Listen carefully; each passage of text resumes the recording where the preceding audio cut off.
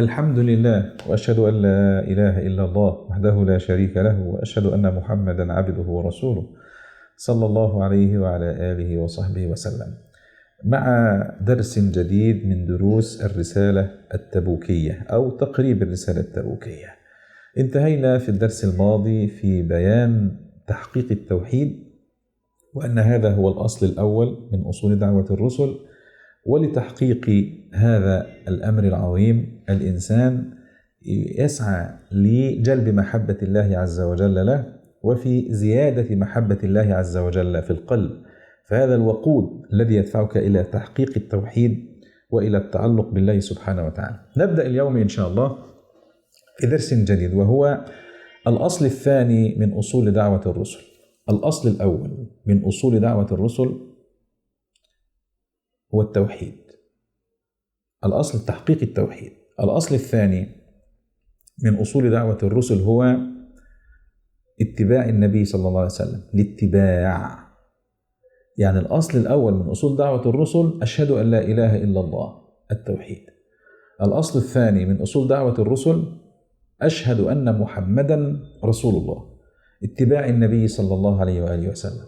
تعالوا بنا نتعلم ما موضوع الاتباع، وما علاقة هذا الموضوع بصلاح الأرض.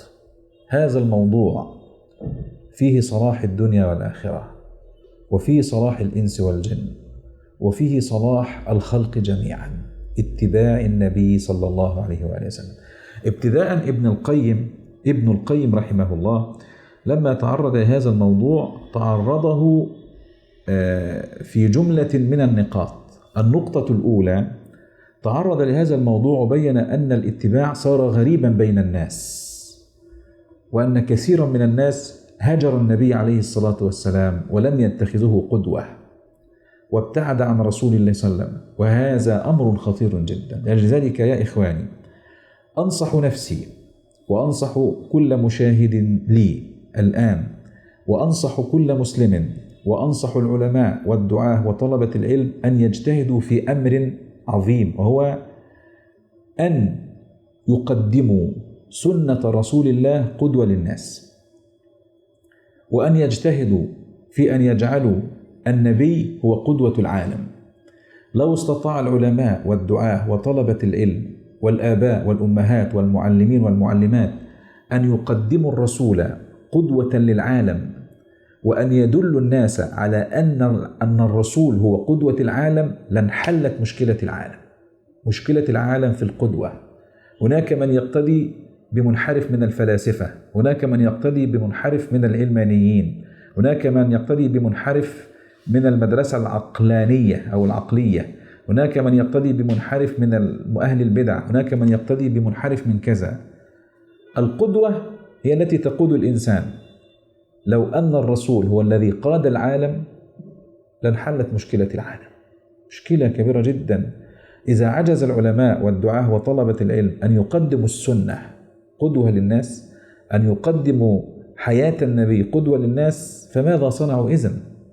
لأجل ذلك هذا من أوجب الواجبات على العلماء وطلبة العلم والدعاة والآباء والأمهات والمربين والمربيات أن يقدموا سيرة النبي، حياة النبي، أن يقدموا هدي النبي، أن يبينوا للعالم أن الرسول هو القدوة. لأجل ذلك تعالوا بنا ننظر ماذا قال ابن القيم في هذه المسألة العظيمة التي عليها صلاح الدنيا والآخرة، وهي الاتباع، أن يكون الرسول هو قدوة العالم. قدوة في التعليم، قدوة في الاقتصاد، قدوة في المناهج، قدوة في الأخلاق، قدوة في الآداب، قدوة في كل شيء. وهذا ما سيبينه ابن القيم في هذا الدرس. قال ابن القيم رحمه الله سيبين أولا غربة الهجرة إلى رسول الله، أو يعني ضعف الاتباع للنبي عليه الصلاة والسلام، وكيف يحل هذا. يعني سيعرض المشكلة ثم يبين كيفية حل المشكلة. هذا ما فعله ابن القيم. قال: وأما الهجرة إلى رسول الله صلى الله عليه وسلم فعلم لم يبق منه سوى اسمه، ومنهج لم تترك بنيات الطريق سوى رسمه، ومحجة سفت عليها السوافي فطمست رسومها، وغارت عليها الأعادي فغورت مناهلها وعيونها. فسالكها الذي يسلك طريق الاتباع والهجرة إلى رسول الله فسالكها غريب بين العباد، فريد بين كل حي وناد، بعيد عن قرب المكان، وحيد على كثرة الجيران، مستوحش مما به يستأنسون، مستأنس مما به يستوحشون، مقيم إذا ضعنوا، ضاعن إذا قطنوا، منفرد في طريق طلبه، لا يقر قراره حتى يظفر بأربه، فهو الكائن معهم بجسده، البائن منهم بمقصده، نامت في طلب الهدى أعينهم، وما ليل مطيته بنائم، وقعدوا عن الهجرة النبوية وهو في طلبها مشمر قائم، يعيبونه بمخالفة آرائهم، ويزرون عليه إزراءه على جهالاتهم وأهوائهم، قد رجموا فيه الظنون وأحدقوا فيه العيون، وتربصوا به ريب المنون، فتربصوا إنا معكم متربصون، قال رب احكم بالحق وربنا الرحمن المستعان على ما تصفون. في هذا الكلام الرائع الذي ذكره ابن القيم يبين غربة الهجرة إلى رسول الله صلى الله عليه وسلم وغربة الاتباع. يعني بيقول اتباع النبي هو الطريق المستقيم، فيقول هذا الطريق سفت عليه السوافي. تعرفون الرمال عندما تحركها الريح فتردم الطريق الرئيسي، فلا يستطيع الإنسان أن يعرف الطريق الرئيسي لأنه غطته الرمال، فلا يستطيع أن يعرف الطريق الرئيسي من باقي الصحراء. لذلك تسفي السوافي على الاتباع فتغير معالم الطريق، لم يبقى من الطريق سوى اسمه. نسمع أن في حاجة اسمها اتباع النبي وغيرت معالم الطريق. ما الذي يغير معالم الطريق؟ البدع والمناهج المنحرفة. لذلك بيقول علم لم يبق منه سوى اسمه. نسمع أن أشهد أن محمد رسول الله والاتباع، ولم تترك بنيات الطريق سوى رسمه. كثرة الطريق المتفرعة وكثرة الانحرافات عبر الزمان لم يعد من هذا الطريق سوى رسمه. محجة سفت عليها السوافي فطمست رسومها، وغورت عليها الأعادي فغورت مناهلها وعيونها. السنة شبهها بالبئر العظيم الذي يشرب منه الناس وسبب لحياة الناس. جاء أهل البدع وأهل الفساد والانحراف فردموا هذا البئر العظيم فغورت مناهلها وعيونها. عطش الناس عطشا هلكا بسبب عدم معرفتهم للمنبع الذي هو سبب لحياة قلوبهم ونحو ذلك. فتجد الذي يريد أن ينظف الطريق كي يسير إلى الله، طريق الاتباع، غريب بين العباد، فريد بين كل حي وناد. تجده الناس يعيبونه بآرائهم كما قال ابن القيم رحمه الله. فهذه غربة عظيمة جدا. واحد يقول يعني ما تكبرش الموضوع قوي كده، يعني لا، الحمد لله الأمور بخير والناس في المساجد ونصلي ونصوم ونفعل الطاعات والناس في رمضان بيفطروا صائمين والأمور بخير. يعني طيب انتظر معي لحظة واحدة أبين لك غربة السنة وغربة الاتباع. رجل هيعمل فرح في مصر، في بلاد مصر، فجايب دي جي وراقصات، شرب مخدرات وخمرة وبيرة وعامل حفلة، ودي أفراح كثير. لو قلته أنا هعزم لك الرسول الليلة دي، سأدعو لك رسول الله يحضر إلى الفرح، هل يقبل أن رسول الله يأتي إلى فرحه؟ الرسول لو جه هينكر الفساد، سواء فساد شهوات، سواء فساد راقصات، سواء فساد دي جي، سواء فساد موسيقى، فساد أغاني. يقول لك اتق الله، سنتي تنهاك عن كذا وكذا. يرضى إنه يعزم الرسول؟ أهو شوف كام واحد بقى، شوف كام إنسان. طيب نقول البنوك، يلا ندخل الرسول البنوك، وتعالى يا رسول الله واحكم في الاقتصاد والأموال، الربا قول عليه ربا، والغش قول عليه غش، والحرام قول عليه حرام. الناس ترضى إن الرسول يحكم في أموالهم؟ لا شك إن في كثير يرضى، بس أغلب الخلق من بيدهم مقاليد الأمور، ماشي الحال. لا، السنة غريبة فعلا. طيب في المياتم، واحد مات له، توفي له متوفى، وعامل صوان وجايب فيه ويقرأ قرآن، وهذا خلاف السنة. أو بيعمل النهي المنهي عنه، قول له تعالى هحضر الرسول لتفعل مراسيم أو تفعل آداب التعزية والكلام، يرضى إن الرسول يجي يقول له النهي ده محرم وهذا محرم؟ السؤال واحد يقول لك يرضى طبعا. طب أقول ما الفرق بين كلام رسول الله حيا وميتا؟ إيه الفرق بين كلام الرسول وهو حي كان يؤمر وينهى، وما الفرق بين كلامه وهو ميت وكلامه موجود بيننا، والسنة موجودة بيننا وهي تنهانا عن البدع وتنهانا عن المنكرات وتنهانا عن كذا. لا فرق بين كلام رسول الله حيا وميتا. لذلك ابن القيم يعاني ويذكر غربة السنة بين الناس. كذلك في مناهج التعليم، خلي الرسول كده يدخل بلاد المسلمين دلوقتي ويشوف مناهج التعليم، يشوف الفلسفة ومعاداتها للإسلام، يشوف علم الكلام وإبعاده للناس عن سنة النبي عليه الصلاة والسلام، يشوف المنطق وإبعاده للناس عن سنة النبي صلى الله عليه وسلم، يشوف الداروينية وداروين وما أدراه، يشوف تعلق الناس بأفلاطون وديكارت وأنكزيماندر وأنكسيمانس وسقراط وتعلقهم بهؤلاء وتركهم، وإذا ما قلت السنة هاج عليك الناس. ما الذي جرى يا إخواني؟ أجل ذلك ابن القيم يحكي عن غربة.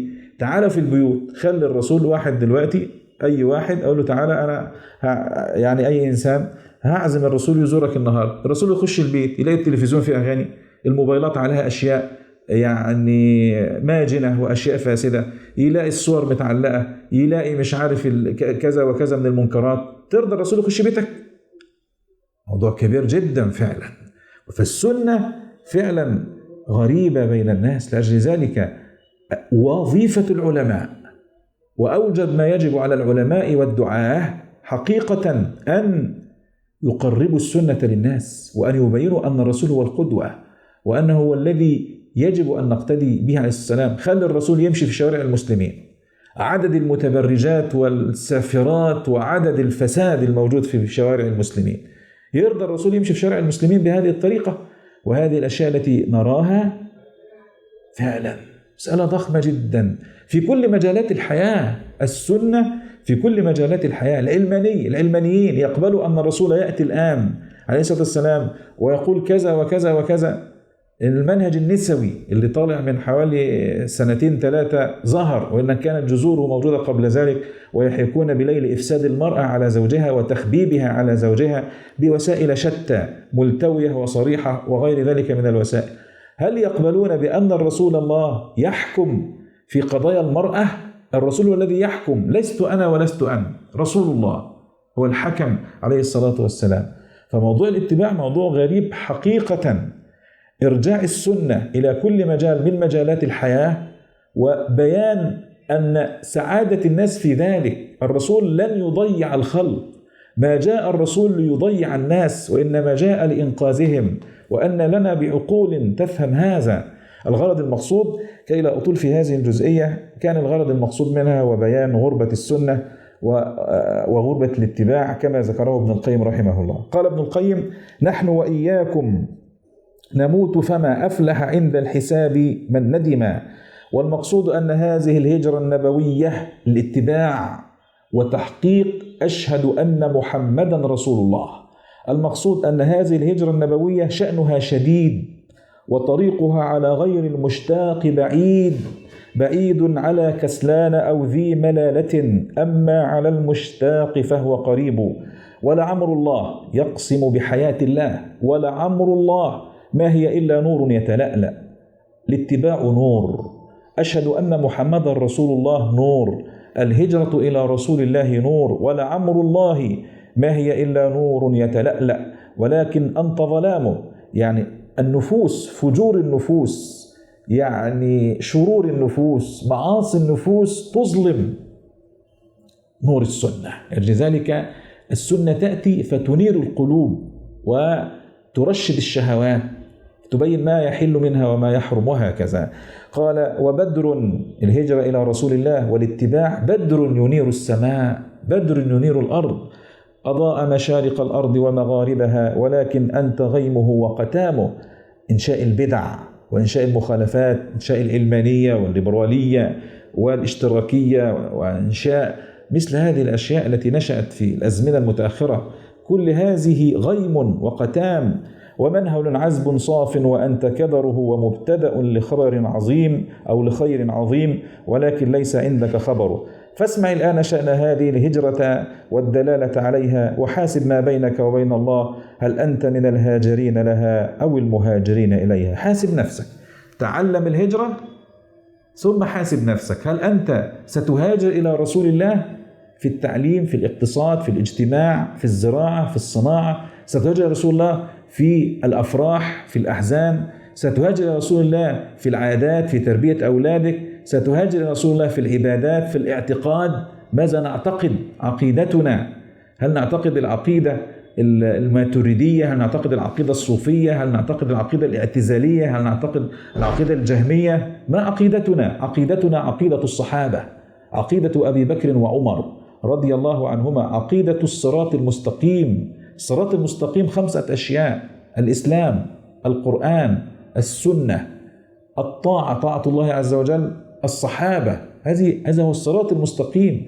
لذلك فاسمع الآن شأن هذه الهجرة والدلالة عليها، وحاسب ما بينك وبين الله، هل أنت من الهاجرين لها أو المهاجرين إليها؟ وهذا ما سنتكلم عنه في الحلقة القادمة بإذن الله تبارك وتعالى في شأن هذه الهجرة، معنى الهجرة إلى رسول الله، معنى أشهد أن محمد رسول الله صلى الله عليه وسلم. أسأل الله أن يوفقنا وإياكم هذا، والحمد لله رب العالمين.